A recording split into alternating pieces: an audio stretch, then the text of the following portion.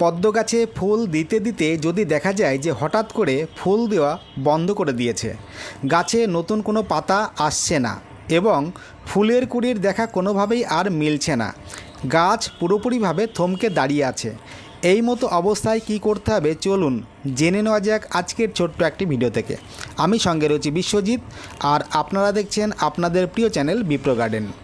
এই রকম টিপসমূলক ভিডিও প্রতিনিয়ত পেতে চ্যানেলটিকে সাবস্ক্রাইব করে সঙ্গে থাকবেন। তাহলে চলুন ভিডিওটি শুরু করা যাক।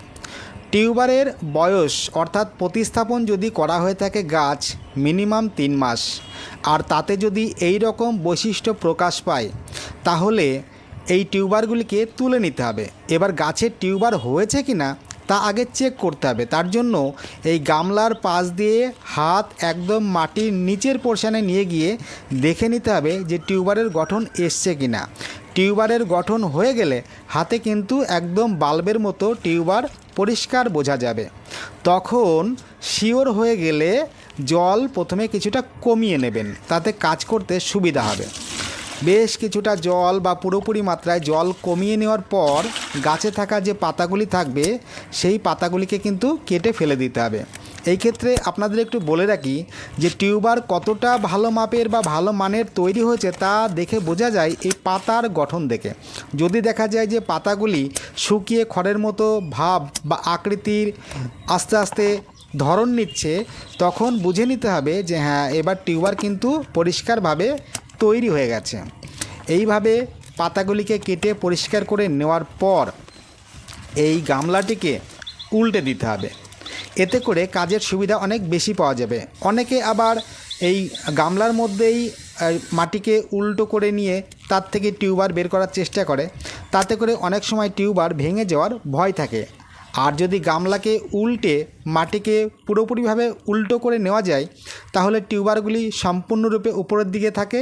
সেই ক্ষেত্রে দেখে দেখে বেছে সুন্দর করে আলতোভাবে টিউবারগুলিকে আমরা বাছাই করে তুলে নিতে পারি।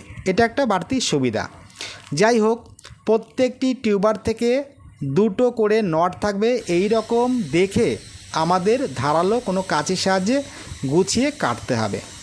একটি গামলা থেকে নাই করে 8 থেকে 10টি টিউবার পাওয়া যায়। আবার কোনো ক্ষেত্রে এই 8 থেকে 10-এর কমও হতে পারে, তবে ম্যাক্সিমাম ক্ষেত্রেই কিন্তু মোটামুটি দেখা যায় 8 থেকে 10টি টিউবার ইজিলি পাওয়া যায়। যাই হোক, এইভাবে দেখে টিউবারগুলি কেটে নেওয়ার পর ফ্রেশ জল দিয়ে ধুয়ে আগে পরিষ্কার করে নিতে হবে। টিউবারের গায়ে যে কাদা থাকবে, ময়লা থাকবে, যা কিছু থাক না কেন সব পরিষ্কার করে নিতে হবে।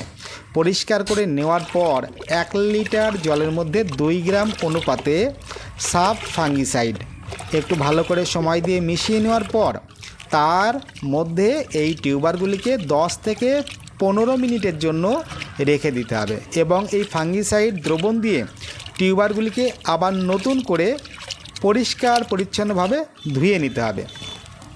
ধুয়ে নেওয়া হয়ে গেলে নতুন ফ্রেশ জলের মধ্যে টিউবারগুলিকে ভাসিয়ে রাখতে হবে। যত সময় পর্যন্ত নতুন পাতা এবং সাদা সাদা শিকড় পর্যাপ্ত পরিমাণ না আসবে তত সময় পর্যন্ত ভাসিয়ে রাখতে হবে এবং 3 থেকে 4 দিন অন্তর অন্তর চেষ্টা করতে হবে জলকে পাল্টে দেওয়ার।